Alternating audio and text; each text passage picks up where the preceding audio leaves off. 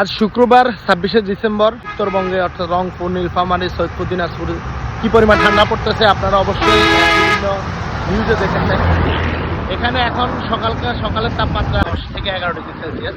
এখন বাজে হচ্ছে আনুমানিক 10:30 আর কি।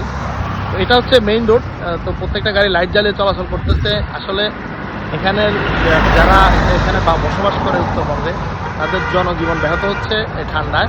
আমি আপনাদেরকে একটু দেখানোর চেষ্টা করতেছি, আপনারা যে অন্যান্য জেলা থেকে আসবেন আসলে উত্তরবঙ্গে ঠান্ডার পরিমাণ অনেক বেশি। এটা হচ্ছে রংপুর থেকে সৈয়দপুর যে হাইওয়ে রোড। তো প্রত্যেকটা গাড়ি লাইট জ্বালিয়ে আসতেছে, কারণ রাস্তায় প্রচুর কুয়াশা, ঘন কুয়াশার কারণে আসলে চলাচল করা সমস্যা হচ্ছে। চারপাশে অনেক কুয়াশা কমতেছে না, ঠান্ডা প্রচুর পরিমাণ পড়তেছে। তো এখন আনুমানিক 10:30 বাজে। এরপর আসলে কুয়াশা কমার কোনো সম্ভাবনা, সূর্য তো উঠবে কিনা আল্লাহ ভালো জানে। আপনারা যারা উত্তরবঙ্গে বা যেখানেই থাকেন, যেখানে অনেক ঠান্ডা পড়ে, আপনারা অবশ্যই সাবধানে থাকবেন। আল্লাহ যাতে সবাইকে সুস্থতা দান করে, পর্যাপ্ত পরিমাণ শীতের প্রোটেকশন নিয়ে রাখবেন।